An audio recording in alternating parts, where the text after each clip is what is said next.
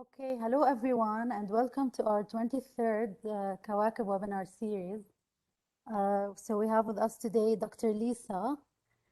So Dr. Lisa Eckenweller is a professor of philosophy in the Department of Philosophy at George Mason University, where she teaches courses in bioethics and global health ethics and co-directs the Global Health Fellows Program.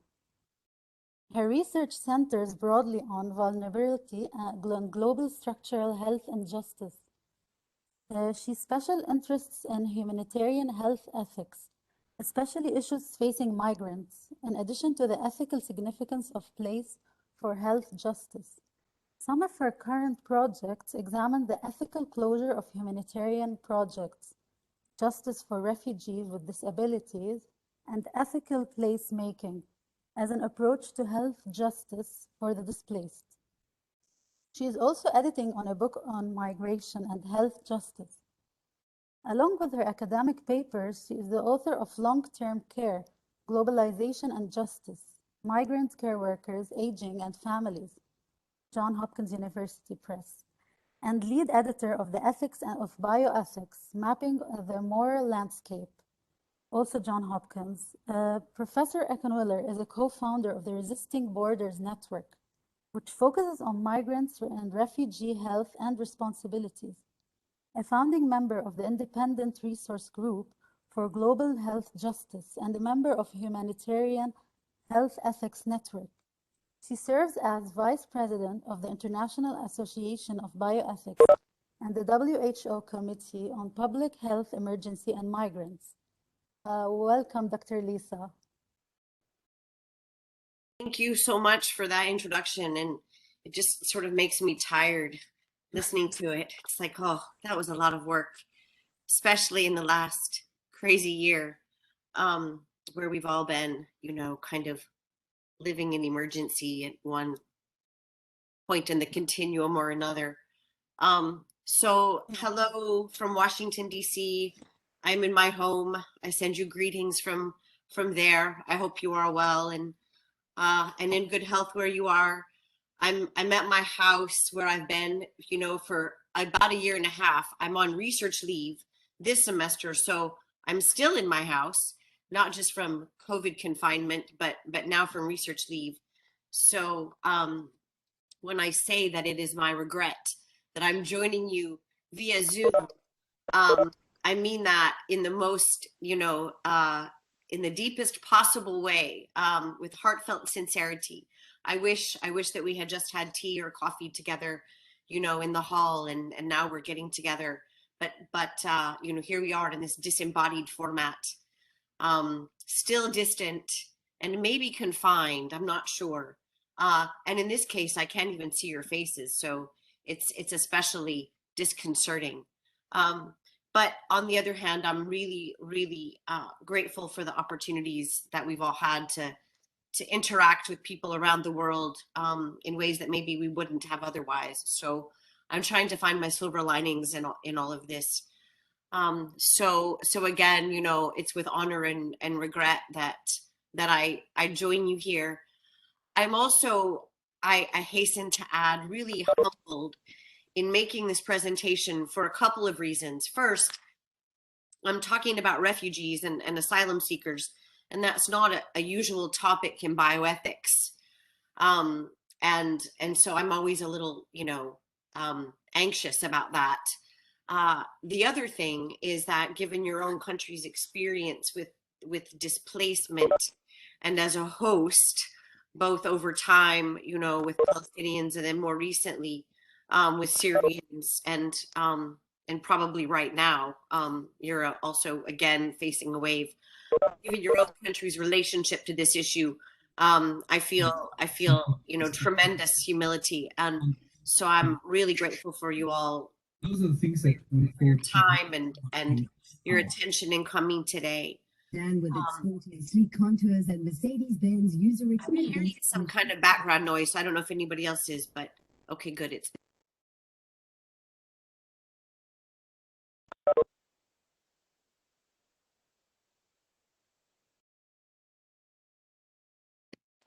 okay. So So just with that, let me say thank you to Professor Arawi, and thank you to Tala and the rest of the team for bringing me in today and making this happen. And I really, really very much look forward to the discussion at the end to hear your thoughts. So let me launch this slideshow.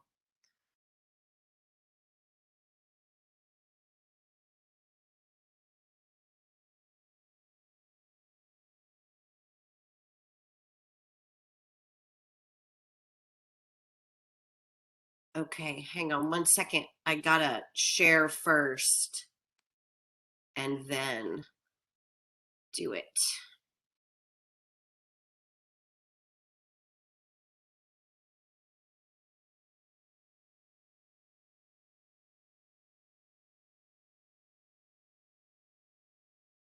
How is that? Can you see? Yes, we can. Great, great.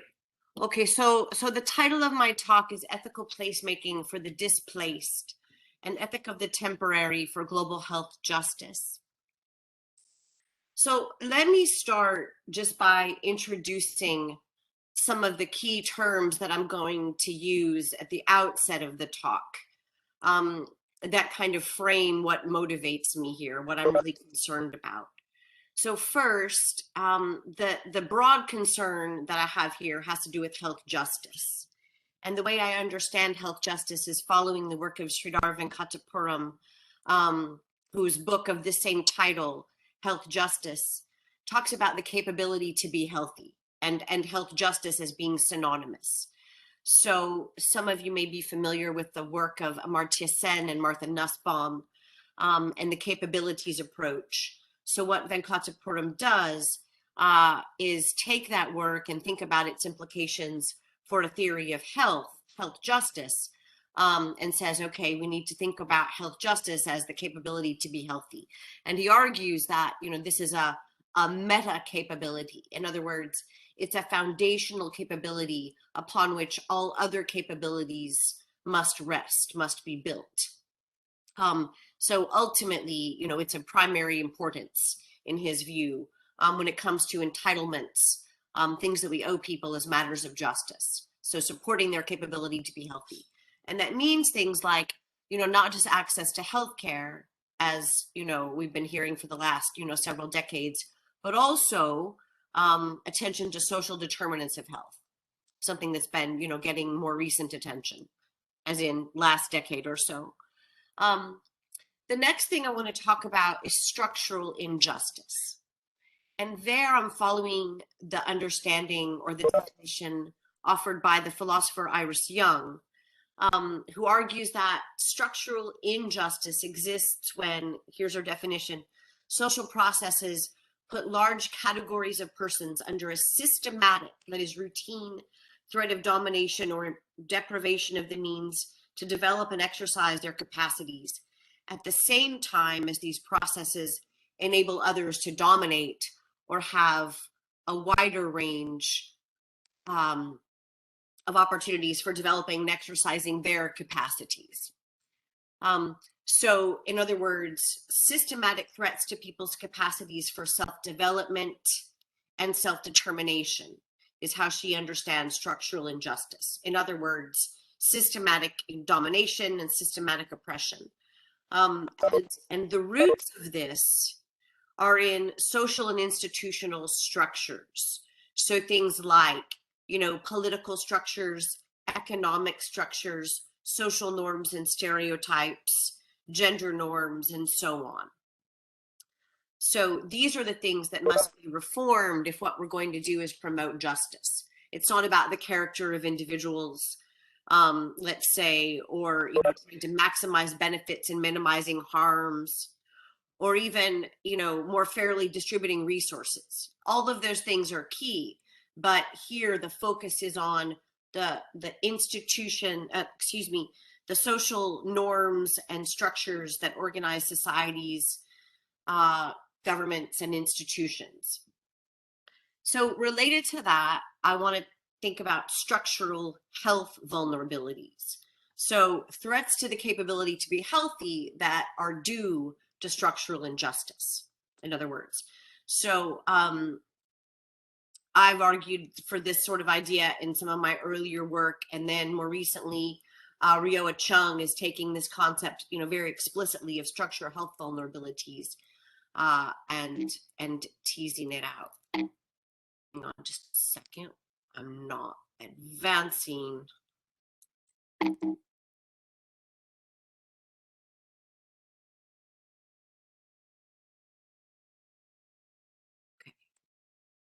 All right. So one thing that I've become really interested in over time is the ways in which place affects health and also injustice. So, some of the stuff I've worked on earlier has looked at, say, the way that long-term care institutions are designed or organized in ways that both sort of support or threaten the capability to be healthy. That's kind of where I started with this stuff. Or there's some people who've looked at the design of neonatal intensive care units and the ways that those can be set up, with intention on the part of designers and architects to actually improve communication between health professionals and parents of infants who are in neonatal intensive care units, facilitate interaction between parents and those infants. And there are other kinds of examples. So place and its relation to health is something I'm really interested in. And most recently, I've been really interested in its implications for the health of migrants and people who are displaced, including asylum seekers. And so refugee accommodations is an area of great interest for me, and one, as we all know, of urgent concern, but at the same time, sort of chronic, protracted concern. So in short, I'm interested in the way that place can be designed to sustain injustice. And in this context, the kind of refugee displacement context, what Peter Redfield calls creating a kind of minimalist biopolitics. So here are just a few photos from refugee camps around the world. Apologies, there isn't one from Lebanon featured in this set. But a quote from a woman who was encamped in Australia on, I think, Nauru, one of the offshore, detention facilities there. She says they designed this place to torture us. So to be more explicit about that, we could point to some, very specific ways in which place is designed to generate injustice, to sustain injustice, and in this context, generate health vulnerabilities.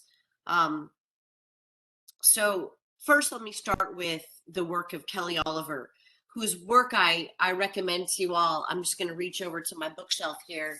So in 80 pages, Kelly Oliver, in this book, Carceral Humanitarianism, The Logics of Refugee Detention, does a really very nice job of talking about what's happened with humanitarian organizations in particular, and the way in which they become sort of complicit in protecting state sovereignty, in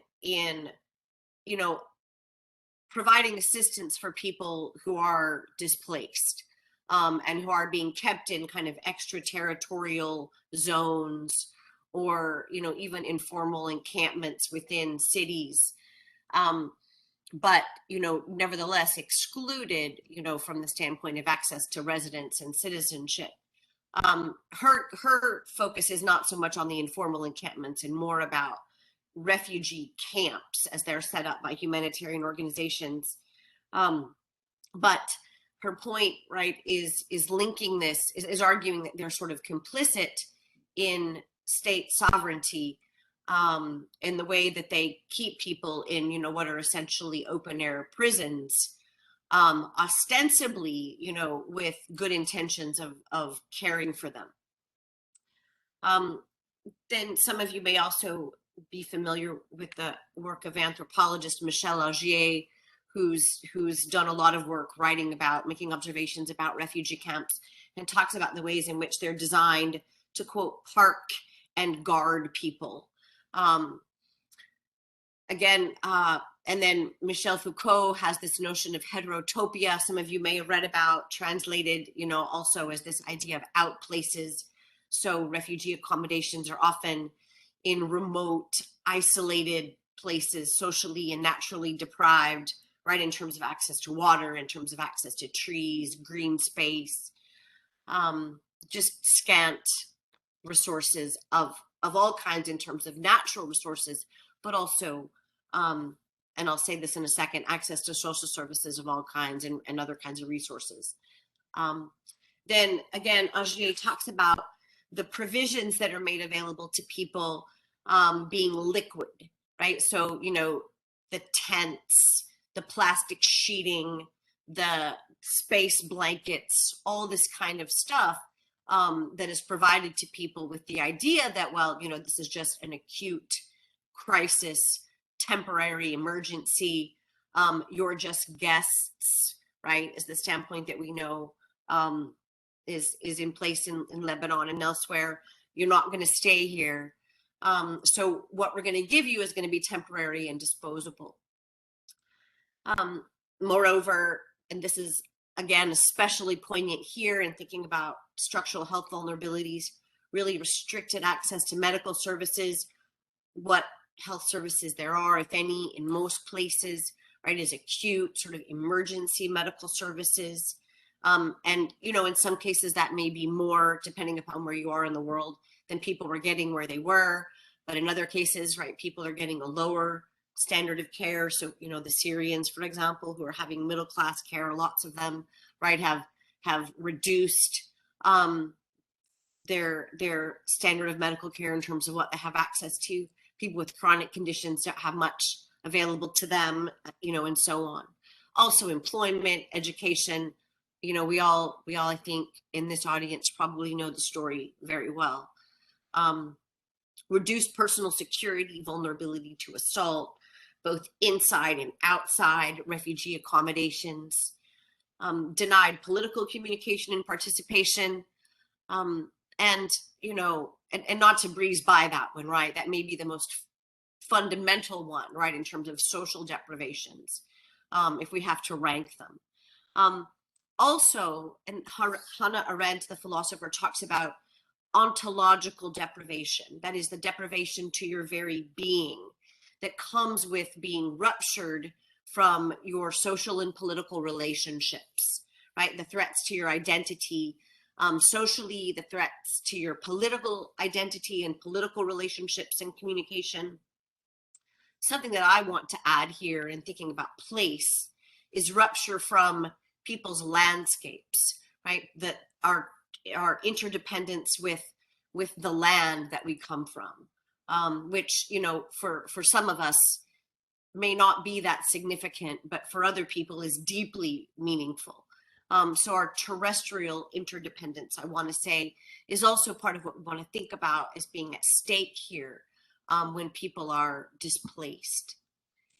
The last bullet point I put in brackets here, just because it doesn't specifically pertain to the plight of the refugee, but instead the people who would detain them.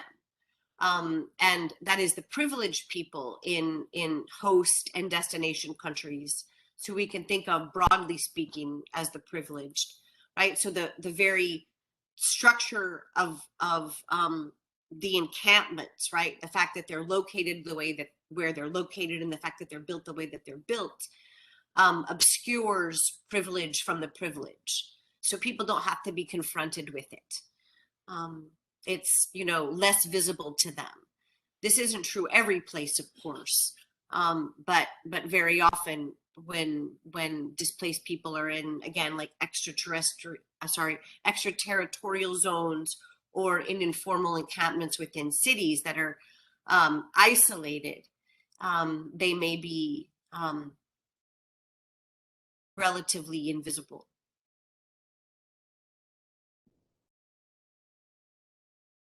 So we know that there are no solutions that are forthcoming when it comes to repatriation for a lot of these people. And it seems to be the case that in the near term, we're not going to see countries opening their borders and welcoming people as anything more than temporary guests. So, and I want to be very clear here. I don't want to be seen as trying to be complicit with the problem of protracted displacement. So I hope when I get to the end, you'll see that I'm not trying to say, let's make this a more gilded cage. What I want to ask is this question about absent acceptance of asylum seekers and opportunities for repatriation. What do we do for people in the meantime? So I want to think about transitional justice for people, especially the long-term displaced. We could also ask this question about people, who are in acute crisis, like who've just had a tsunami or an earthquake. I think that's also relevant, but I'm particularly interested in the people who are dealing with long-term displacement, who've either been dealing with it or are facing it. So how should host governments and humanitarian organizations, as well as ordinary people, let's not let them off the hook, conceive of and act upon their responsibilities in the local and immediate and also global long-term context of protracted displacement? So Serena Perec, who's a philosopher who's written a book called No Refuge, Ethics in the Global Refugee Crisis, coins this phrase, drawing again on Hannah Arendt, an ethic of the temporary. She's the one who asks this question, what do we owe people in the meantime? Absent these kinds of long-term solutions, like going back home or arriving in a destination country, or even staying in a host country and being welcomed and integrated. So for starters, I want to give her and Hannah Arendt credit for this notion of an ethic of the temporary, and saying, we need to think more carefully and intentionally about transitional justice for this population of people than we have, since the International Refugee Convention is either not signed by some countries, like, as I understand it, your own, and my own. No, I think we've signed the Refugee Convention, but we're not welcoming anyone. And then Hannah Arendt for thinking about it in the first place in the wake of World War II. I want to theorize this more and say, okay, well, what do we mean by an ethic of the temporary, specifically in a context, a long-term context of global injustice? So for starters, I'd like to draw on the work of my colleague who I work with in humanitarian health ethics, Matthew Hunt, who says, if you can't solve all of the problems, what at least you can do, it's sort of a témoignage, like witnessing. You can have an engaged presence with people in their current conditions. So for starters, an engaged presence with people who are refugees and facing displacement long-term or enduring it long-term. But also I want to say it's important for us to be both backward-looking and forward-looking in thinking about an ethic of the temporary. Part of what we get wrong is a focus, I think, on the acute, temporary emergency. And so don't think about the long-term historical injustice that some people may have endured, or at least the recent suffering that they've endured. There isn't always long-term historic injustice, but very often there is, that we can point to in these cases, right? So being backward-looking is important in thinking about what do we owe people in the moment, but at the same time, so that we're not complicit in perpetuating this global injustice that the displaced face, I want to say we ought to be forward-looking in an ethic of the temporary, so that we're trying to respond beyond the acute crisis and thinking about advancing equity in the long term.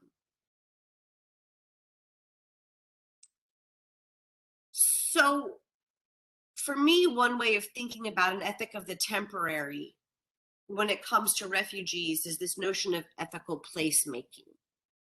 So as I said, right, in some of my other work, I'm interested in place and health justice. And all of that is kind of organized around this particular way of thinking about what kinds of creatures we are. And there's nothing novel here, right? I'm not the brilliant person who comes up with this, but people like, ecologists like Rachel Carson, philosophers like Lorraine Code, and lots of other people in traditions I'm not familiar with, acknowledge the fact that we are not only embodied, but we are embedded beings.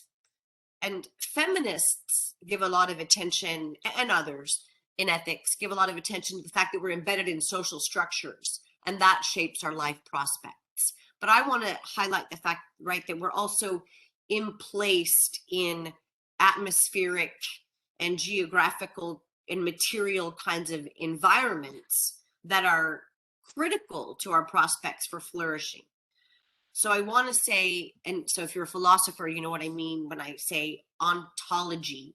I want to think about, us ontologically speaking, like what kinds of beings we are and in terms of ecological subjects. So we are embodied, but we're also embedded in place and in also social structures. So, we knew this again a long time ago in public health, but then we kind of forgot it as medical care started to advance. And we started thinking, that science and technology were going to save us.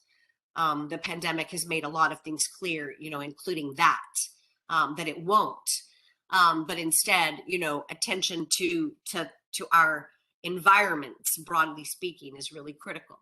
So if we think about ourselves as ecological subjects, then what we foreground as needing attention is place, the places in which we dwell and through which we navigate, or in which, we're confined.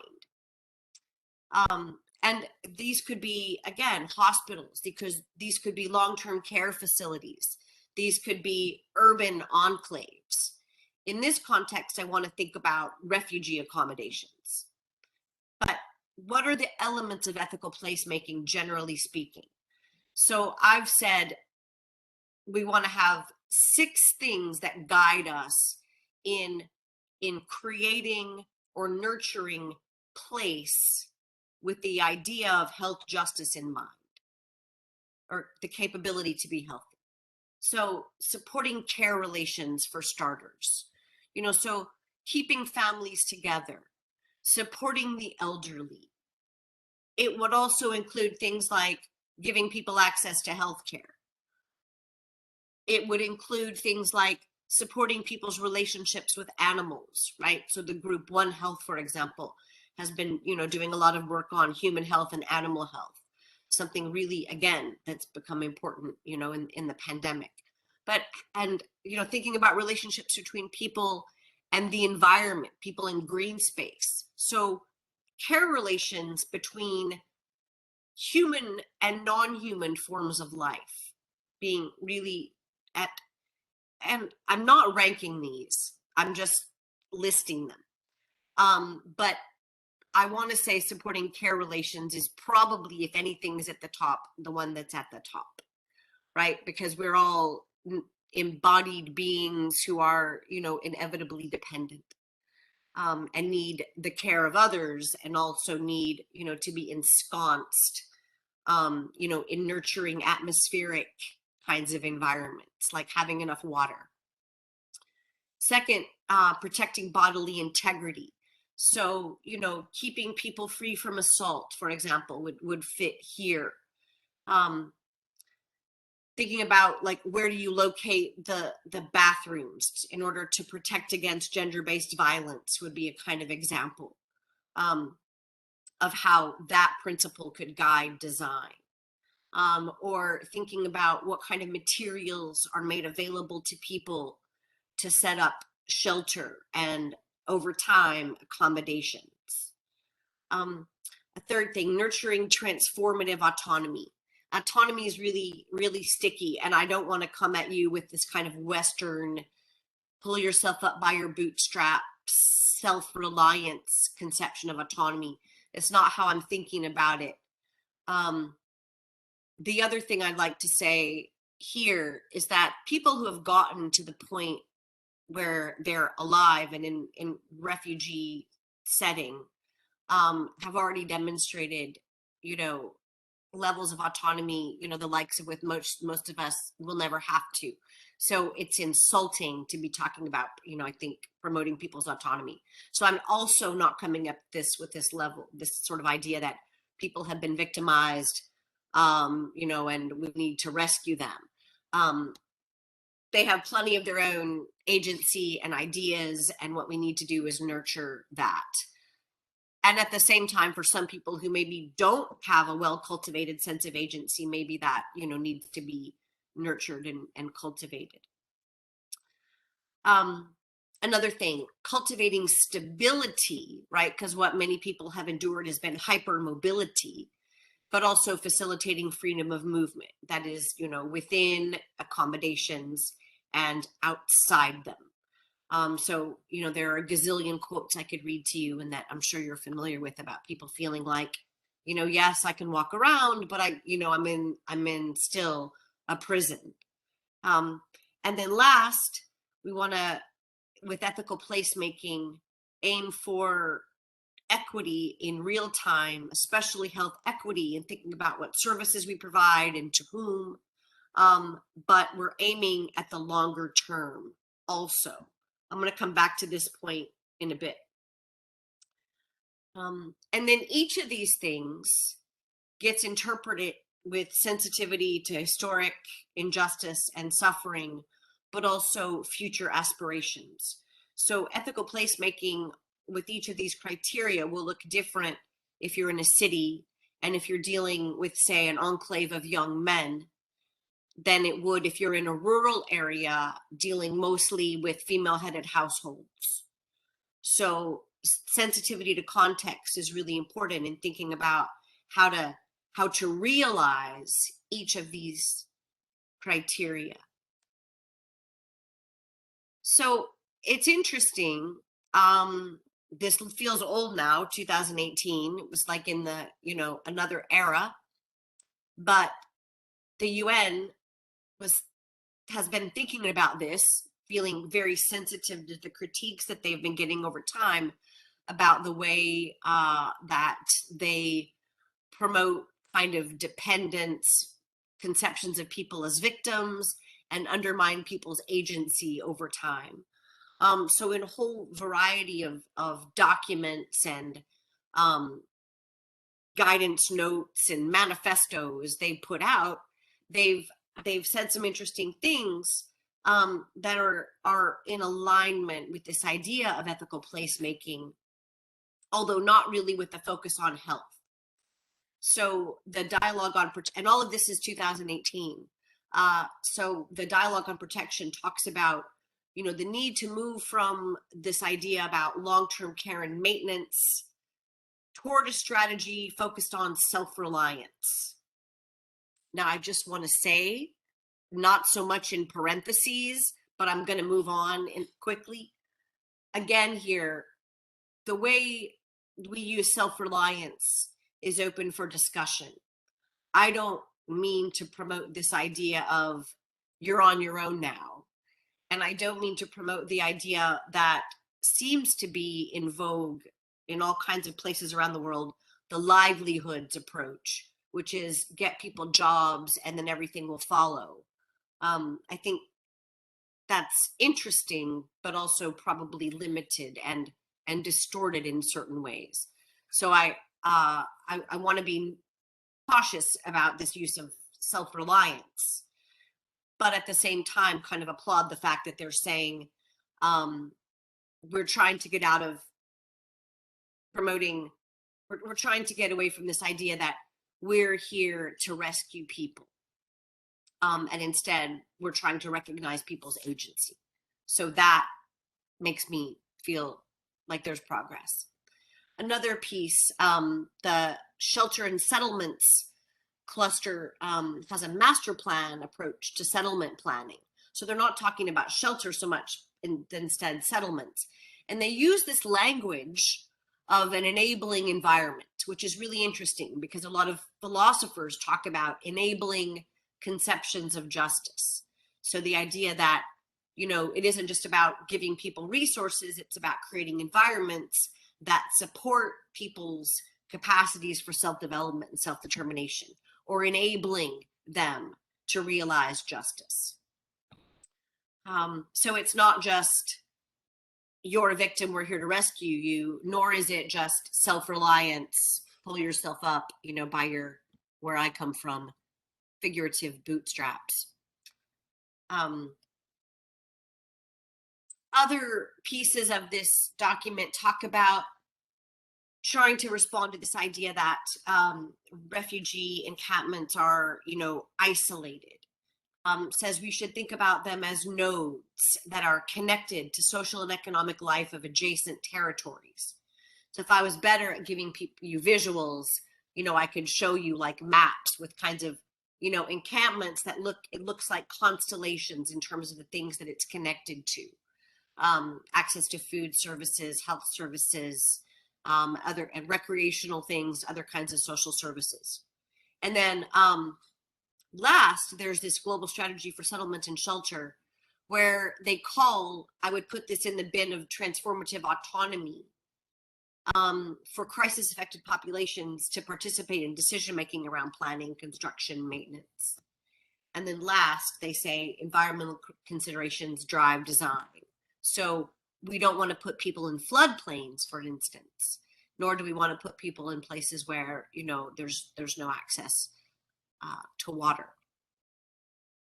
So some progress, some of which has implications for health, at least in terms of what UNHCR and partners are aspiring to.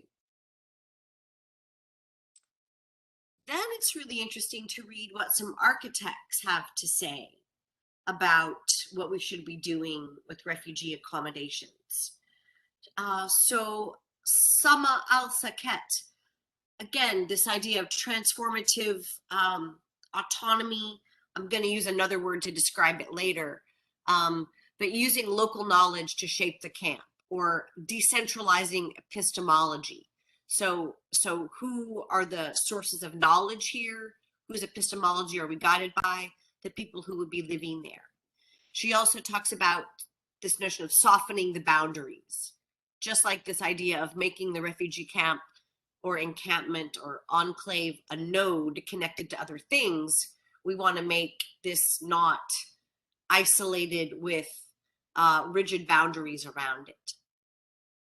Irit Katz talks about especially the things that we provide to people that they use to make their dwellings, and saying, you know, we need to get away from industrial manufacture, the kinds of things that militaries used and that are used, you know, in like acute hurricane response, let's say, or that were used in colonial expansion, and instead think about designing to support agency, identity, and belonging, both for short-term stays, but especially for people who are displaced over periods of time. Ezra Akan talks about an ethics of hospitality, again, bringing in some philosophical ideas. And by that, she says, instead of like the humanitarians, the architects coming in saying, hey, we're here to rescue you, we have all these great ideas for innovative design, letting people whose lives are affected by crisis be the ones who guide the decision-making around design. And also thinking about cultural pluralism in the kinds of materials and designs that are available to people, and resisting homogeneity. So a lot of this, you know, can go toward promoting better health outcomes, and also in both, you know, physical and mental health. So how, as I kind of move toward the end here, I said that, I want to think about ethical placemaking as an ethic of the temporary when we're thinking about asylum seekers. So, in other words, we have this engaged presence. What do we provide for people? What should we provide for people now? And I want to say ethical placemaking. But what does an ethic of the temporary also mean in terms of transitional justice, where we're aiming long term at promoting justice for people? And in this context, promoting health justice, and trying to aim toward global health equity, so that we don't live with the kinds of chronic and deepening inequities that we're facing now. So I want to argue that ethical placemaking is a central component of a conception of global health justice that I'm describing as an eco-structural conception. So I'm just trying to use this notion of ecological thinking, right, where we think about people as ecological subjects, and we also pay attention to social and institutional structures as the most important things that we can reform that affect people's health. So what are the components of this eco-structural conception of global health justice? Place is central. So we want to think about people as ecological subjects who are embedded in these things that I want to call health ecosystems. So a health ecosystem can be a lot of different kinds of things, right? It could be like a tropical area. It could also be a refugee encampment. It could be a long-term care setting. It could be a neighborhood. There are a lot of ways of construing this. And I'm going to leave that to the social epidemiologists. But I want to propose that as a kind of organizing principle to say, like, here's where we target our interventions. So in what we're talking about today, I want to say, accommodations for asylum seekers. And in thinking about ecological subjects and ecosystems, right, we're thinking about, as we think about individuals and populations, we're also thinking about interdependence, right? Because ecosystems intersect. So just as we are interdependent with each other, our health ecosystems are interdependent, right? So things like borders, right, become really kind of meaningless, right? I mean, they're incredibly significant from the perspective of health, but they're also problematic, right, in the sense that they distort the way we think about people and what they need when it comes to health services and who's responsible for providing them. So part of this is a push toward kind of like deterritorializing the right to health, delinking it from, state membership and citizenship. So if we're ecological subjects and we're living in health ecosystems, who cares about borders? That's kind of a bigger argument, but forgive me for moving over it quickly here and just say, that we're not just citizens of states, we're ecological subjects, right? And what happens in, Syria affects what happens in Lebanon, and what happens in Afghanistan affects what happens in Lebanon, and what happens in Afghanistan and Lebanon affects what happens in the United States and the Philippines and so on. So, we've acknowledged this when it comes to trade and the flow of capital and, natural resources like oil, but we struggle, right, when it comes to mobility of people. So here on this account, an ecologically minded account, our interdependence is central. And it's leveraged. So in other words, we take advantage of this, right, in terms of who has capacity to support people in the capability to be healthy. I can elaborate more on this later, what I mean by intersubjective identity and place.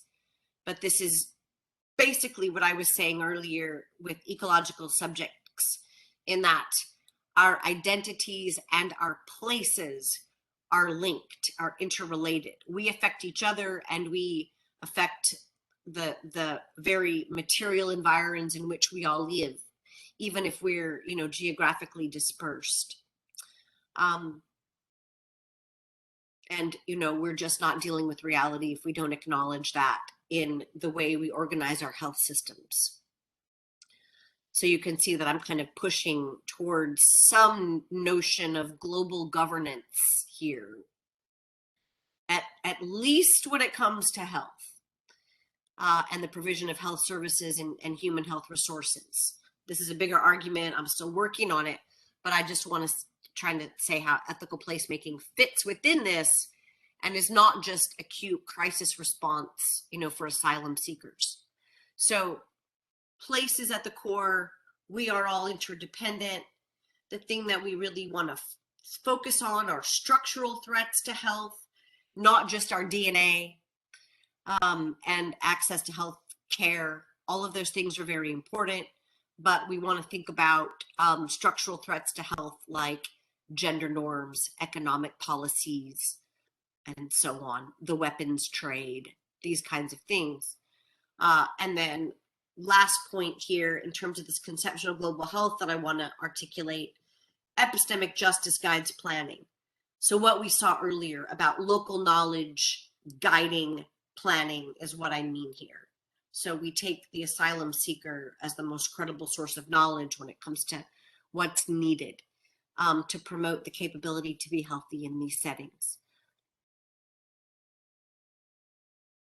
Okay, so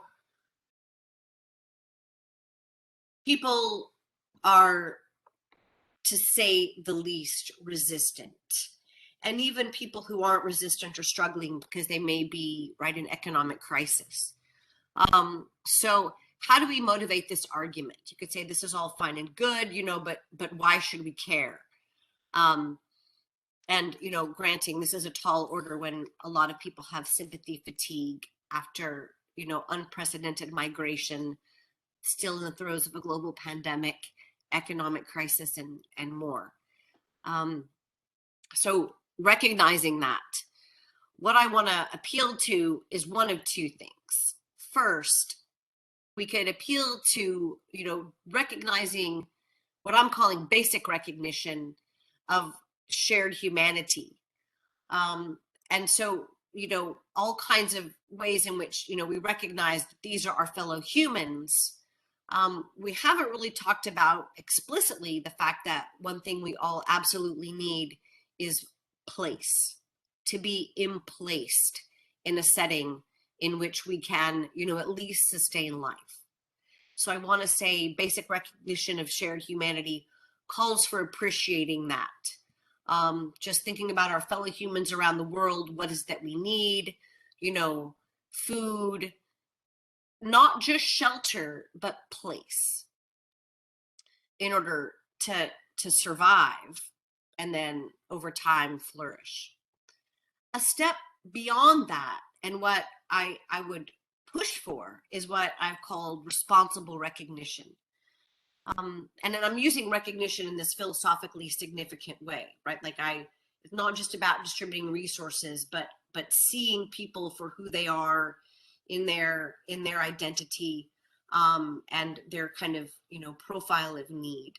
So responsible recognition, I want to interpret as identifying the social and institutional structures that I've been talking about that are at the core of what threatens health justice for the displaced, but at the same time, our own contribution to these structures, right? The ways in which our fingerprints are on the kinds of social and institutional structures that benefit us and that contribute to the disadvantage of the displaced. So we want to think about the ways in which, we are complicit in the injustice that people suffer, including asylum seekers. And so we want to think about the ways in which we are related to or connected to, even unintentionally, policies that create and sustain displacement and exclusion. So that's taking responsibility, I want to argue, for one's contribution to injustice. And so in this, I'm following the thinking of somebody like Iris Young, who argues for what she calls a relational or a socially connected model of responsibility for global justice, where she says all privileged people are connected to the injustice that people enduring injustice suffer, and benefit from it. Moreover, in the kind of example that she uses is the textile industry, right? So that, I don't mean for women in Bangladesh to suffer at the hands of unscrupulous employers and unsafe workplaces. But nevertheless, I'm complicit in it, right? In that I may purchase those clothes out of an effort, to cut costs for my family, and buy something less expensive. Even though I don't mean any harm to fall to anyone, my fingerprints are still on the injustice. Thomas Paga made this argument, around pharmaceutical pricing for drugs for HIV and AIDS, saying that the American pharmaceutical industry profits, Americans who are shareholders of these companies benefit from these profits, and so are connected to the prohibitive pricing of drugs that is directly connected to the deaths of many people around the world. So we could argue here, right, that we all benefit from the exclusion from our societies of asylum seekers, perhaps unintentionally, but nevertheless. The way the social and institutional structures are organized, it contributes to our systematic disadvantage and their systematic disadvantage. All right, so that brings me to the end. And I really look forward to your questions and discussion, and thinking about what ethical placemaking can do, both kind of in the short term, and how it could help us pivot toward creating more ethical places around the world for people who have been forcibly displaced, so that they don't endure injustice for generation after generation after generation. Thank you very much, Dr. Lisa. I mean, this was definitely a very rich talk, and I'm sure many in the audience have a lot of questions. I mean, this you brought forward many new ideas. Personally, it was very thought-provoking, and it really speaks to the some of the things that we've seen in the refugee situation in Lebanon. So I'm gonna go ahead and open the floor for questions. Whoever wants to ask a question, whether in the chat or you can unmute yourselves, please go ahead.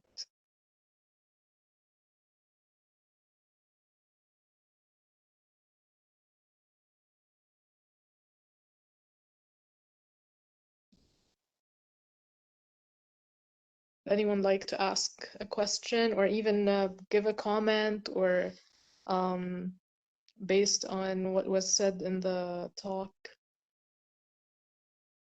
I'm really curious to hear what you all think, because when I talk about this and I write about this, I think it's so obvious. It feels like it all goes without saying. But at the same time, year after year, it seems to get worse, right? And requests for shelter and accommodation donations are, fall shorter and shorter every year.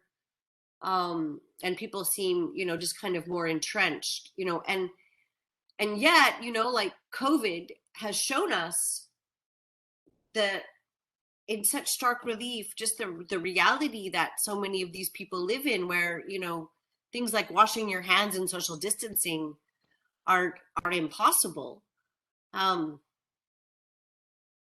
So,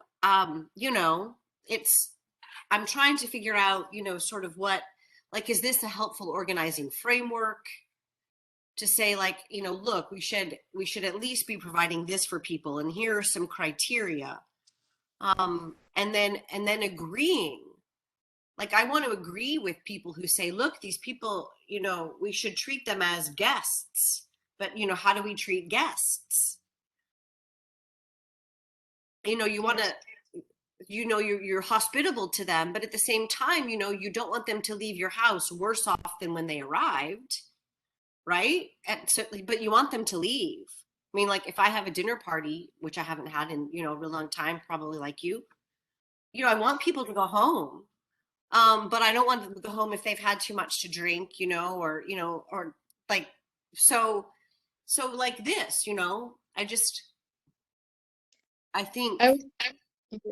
Yeah, sorry to interrupt. No, that's it. So it's like, it feels really obvious, even for people who feel hostile to asylum seekers, to just like, well, at least give people a place, and then to others who don't, who are motivated to try to advance justice, it's like, does this work as a kind of guiding, ideal, this idea of ethical placemaking, both for now, but then gives people sort of like relief, like, well, hey, you know what, we don't have to do this forever, but what we want to do is make sure we take care of enough people, we take good enough care of people now, so that when they go, they're not worse off. And what we've been working to do is, by changing, like, thinking about global interdependence, we want to kind of change the structures that contribute to displacement, and then people will be able to go to the destination country.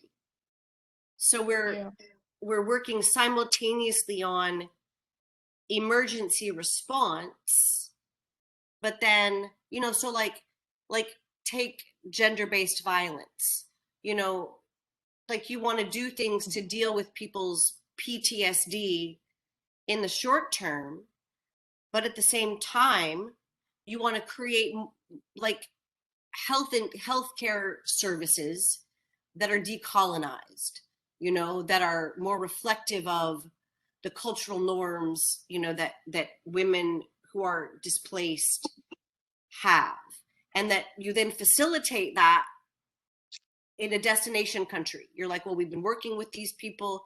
Here's what we've learned. You could set this up in Germany, so that, there's a connection, this interdependence of what we do in Lebanon or Jordan with what happens in a destination country, right? And Yes. so, it's, I hate this language of burden sharing, but that's what I mean by it's responsibility sharing by interdependence. We do this now, but we're working for the long term. Doctor, we I have think you, a question yeah. in the chat. Oh. We can see it. Okay. Yeah, Can you read it? what are the implications for humanitarian workers, education institution, and for the helping profession? Okay, so this is when I had to put my glasses on. Yeah, so so this project I'm working on the ethics of humanitarian closure, that's where I started thinking about this idea of the ethics of the temporary. And so that's what I want to kind of propose, that as an orienting, like, guiding ideal, I guess, for humanitarians, to say, so you come in and it's an ethic of the temporary. Like, you're here to deal with people in the short, acute term, but in order to avoid the kind of criticism of, you're not recognizing the history of colonialism in this population, for instance, right? You're backward looking, or you're not aware of what those people have suffered in the country that they came from. You're just there to rescue them. You're backward looking. And at the same time, you know that you're only able to do so much within this window of time that you have people before you.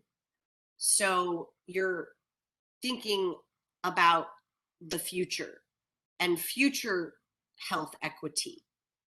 So when I'm dealing with, an asylum seeker, who's endured gender-based violence, for example, I have this orientation of an ethic of the temporary. I can say, okay, this is what you've endured in the past.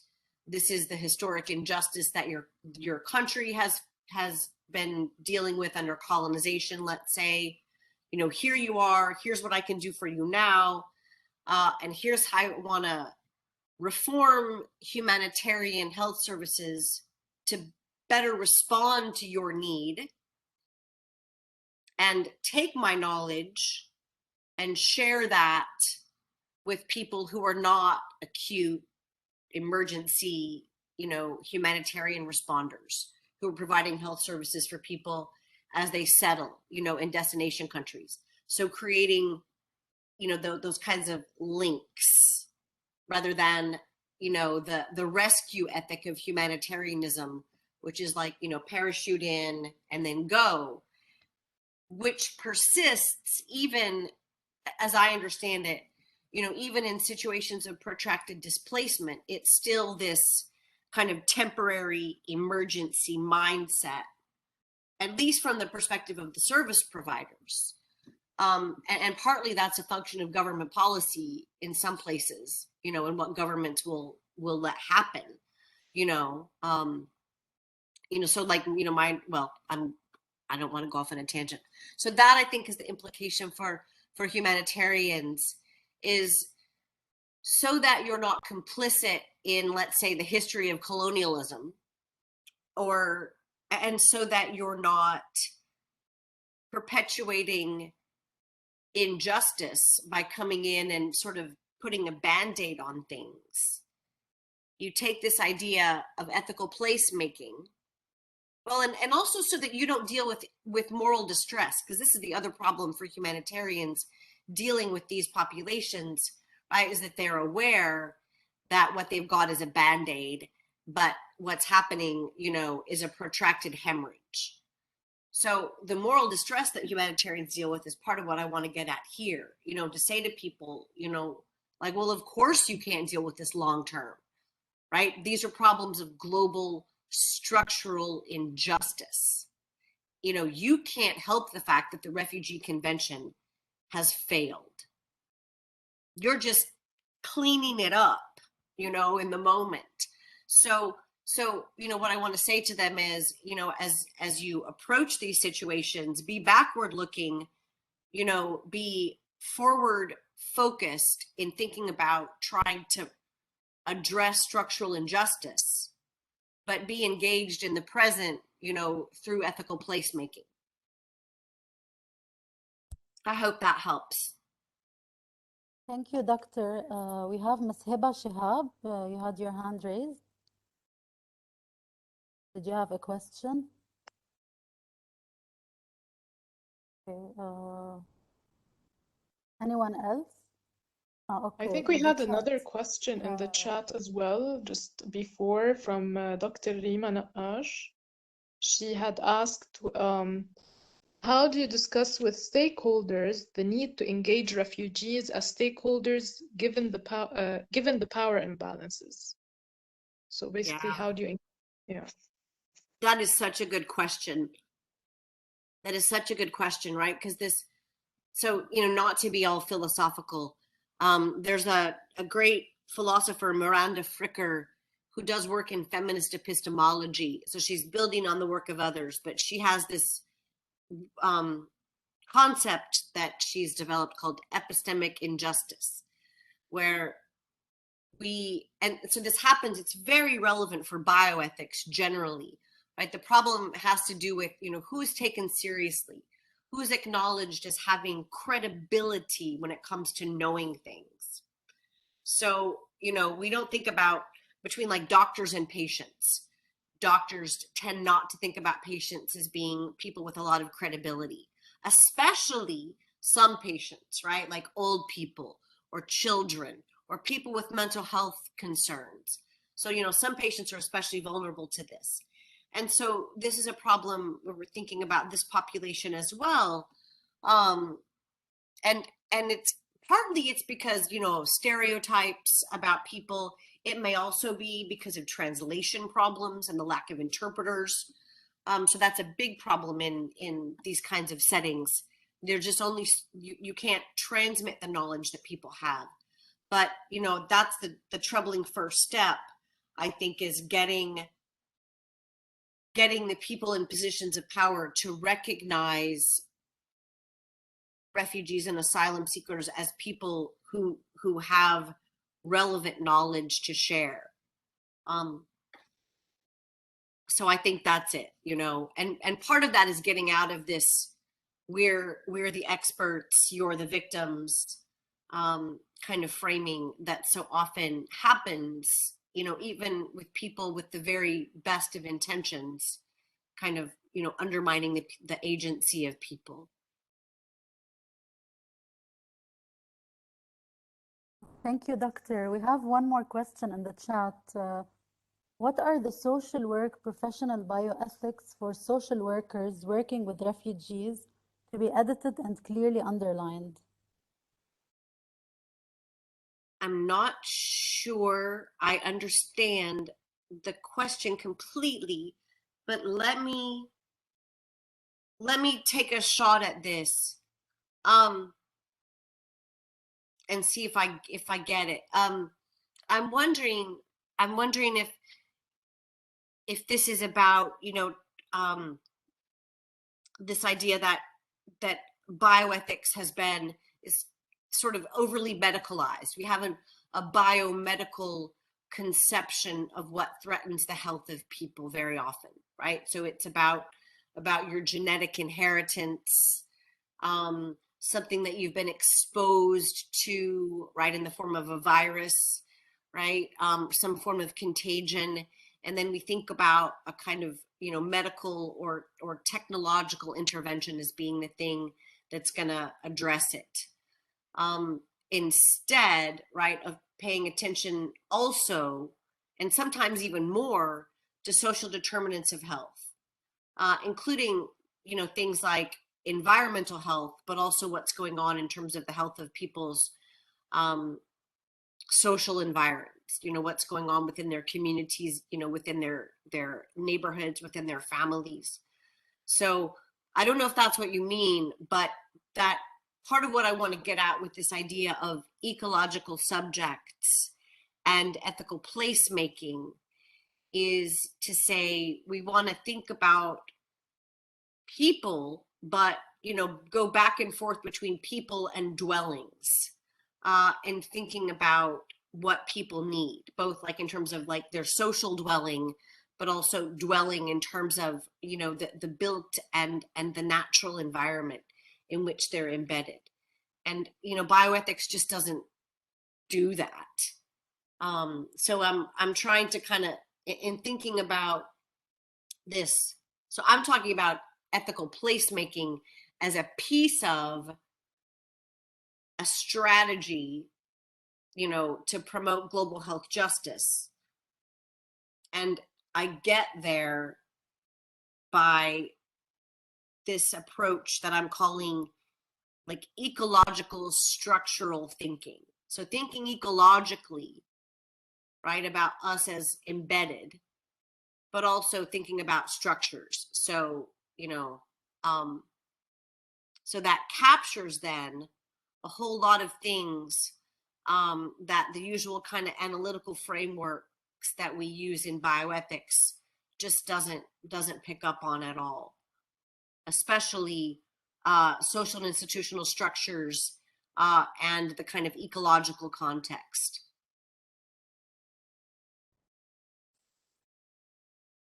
Thank you, Dr. Lisa.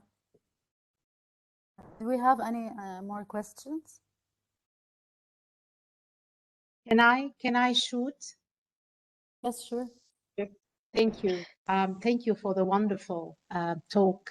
I really enjoyed it. And I am sorry that I was able to join the second half only. The current narrative has focused a lot on refugees in host countries and the displaced in host countries and how to cater for their needs. But the narrative has ignored somehow the root causes of their displacement. What are your thoughts on this?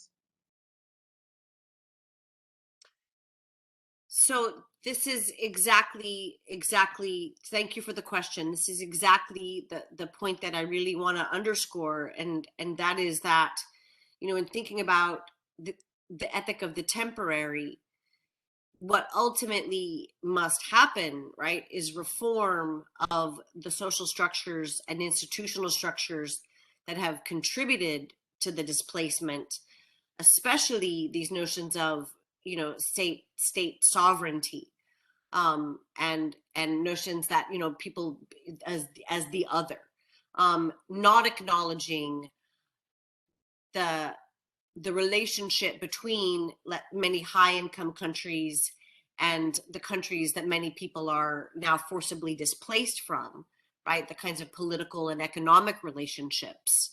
And so that's what I mean. Like when I talk about when you say the root causes of the displacement, that's what I mean by the structural roots of the injustice that people are suffering and that are the most kind of acute threats to the capability to be healthy for this population. So when we talk about an ethic of the temporary, I want to say, you know, we provide for the people, we provide for the needs of people in terms of like transitional justice, right? Like this is remedial responsibility, ethical placemaking. But transitional justice, right, is transitional. So what we demand over time is ethical placemaking, like on a global scale. So not only host countries, but also destination countries, welcoming people and integrating them and, you know, making places for them is part and parcel of what global justice, including global health justice, demands.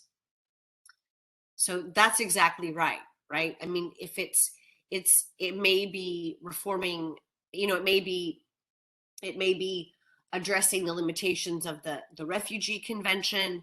There may be other kinds, you know, of legislative, like jurisprudence kinds of reform, like international law reform that are, you know, enacted.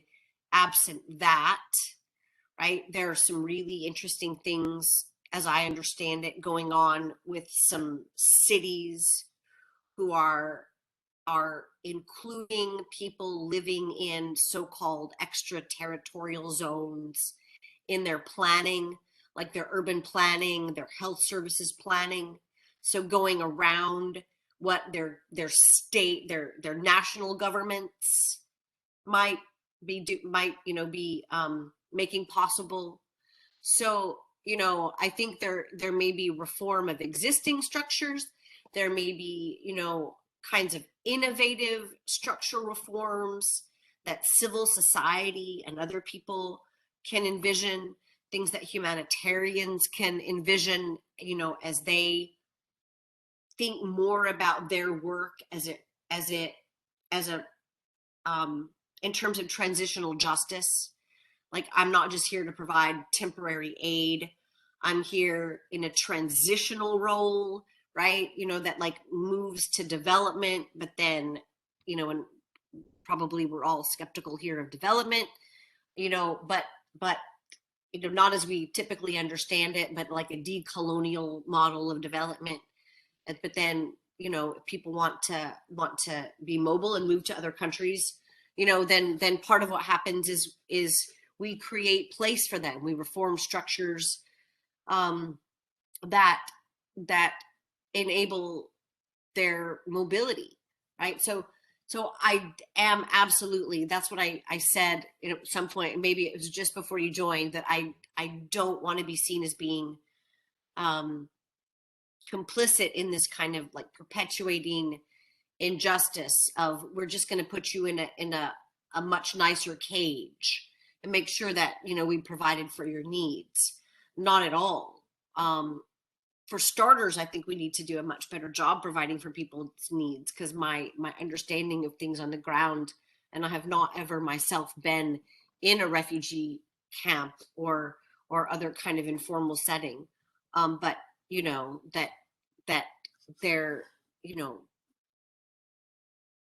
to say the least, hostile to forms of life, and more recently, right, are getting even worse, right? So like the need is dire and pressing. So I don't want to be seen as complicit in just making that situation better and not moving beyond that. So that's very much what I mean by an ethic of the temporary, that this is transitional justice. We do ethical placemaking now, but we link this to ethical placemaking as global health justice over time. So not just refugee accommodations, but enabling people to be embedded in destination countries. And like, you know, those countries are, you know, the most privileged, affluent countries at the moment. And so, you know, even now, I would argue they're the best positioned, you know, to be supporting ethical placemaking in the host countries. So they should be going, you know, much farther than they are in the short term.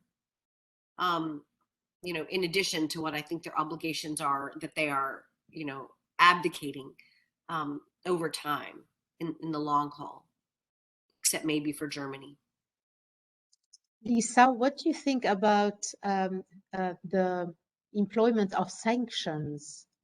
We know that there are lots of types of refugees, or probably displaced, the climate refugees, refugees as a result of armed conflicts.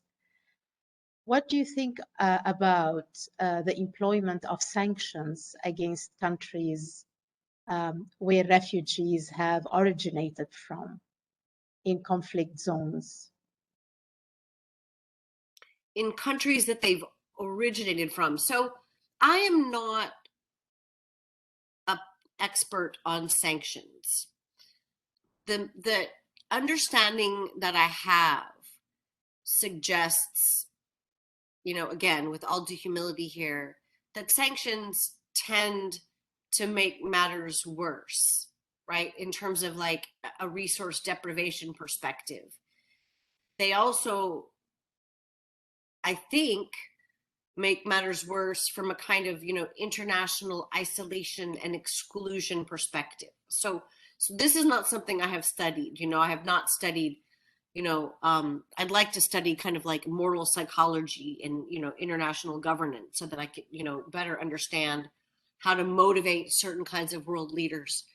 But, you know, and also like the economic implications. I'm not an expert in these things, and I dare say I don't even have competence to really comment on sanctions. But the little that I think I know suggests that they tend not to improve things, but make matters worse for already vulnerable people. If someone would like to, you know, argue with me about that, I'd be glad to hear it. But I'm more of an inclusion, you know, I lean more toward dialogue and inclusion rather than retribution and punishment when I think about international engagement. Yes. I think, yeah, if I may, I think, you know, repressive regimes who are, pushing the refugees and their country are, you know, the origin of refugees. They, you know, use sanctions to worsen the situation of their own people in order to show that sanctions are harming their people and harming their socio-economic development. They even, you know, intentionally, this government, regimes, they make things worse and difficult for their own people in order to show that you are I mean, harming our people, not harming our regime or so. For sure, I think in general, this is it. So from both sides, it's harming them from both sides. So the people are suffering, refugees and even ordinary people, and we have seen it in the region and all over it. Thank you. Yeah, thank you for the question.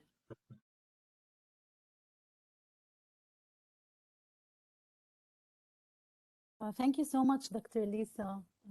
Want to be respectful of your time, so if you have any concluding. So, if there are no further questions, I think Thank you. we can wrap up for tonight. I know, and you have dinner to get to and that sort of thing, like, so I don't want to keep anybody from dinner. I mean, it was very, I mean, there were so many new ideas and so many things to think about. I've personally done a bit of work on refugee populations, so this has definitely given me a lot of a lot of things to consider, and so I thank you so much for that. And I'm sure everyone who attended as well feel the same way. So thank you so much, and I hope we get another chance to have another talk maybe in the future, in the near future, hopefully. And we look forward to keep in touch as well. And thank you again for accepting our invitation. Thank you so much for having me. It was such an honor. And if you will let me say too, that I was so sad that the bioethics program in the end wasn't able, because of the economic crisis, to host the World Congress of Bioethics this coming year. And I hope with all my heart that will still happen in the future. We were all so excited and so looking forward to that. And as vice president, I just that was something I was really, really looking forward to getting to know your program more, and visiting your beautiful, amazing country from everything I hear.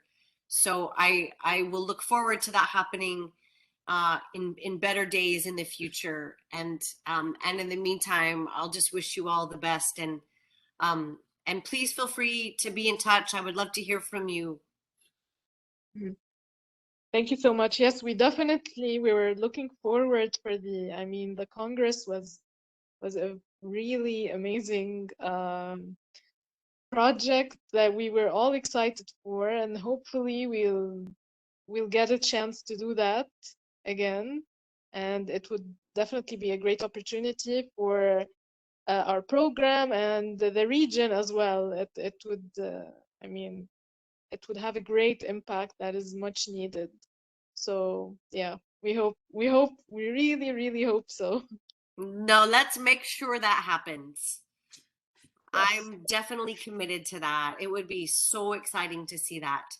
So we'll find the money somewhere, somehow, because I know there's the determination. So yeah, awesome. Oh, thank you all so Thank very you much. so And much. please give my best to Professor Arawi. Will do. Okay. Okay, Thank you. everybody. Thank you. Bye. Forward for Bye. future webinars. Bye. Thank you. Thank you. Thank you. Thank you, everyone. والله بنخليكم. Thank you. شكرا. والله بدنا ننتقل على الاجتماع.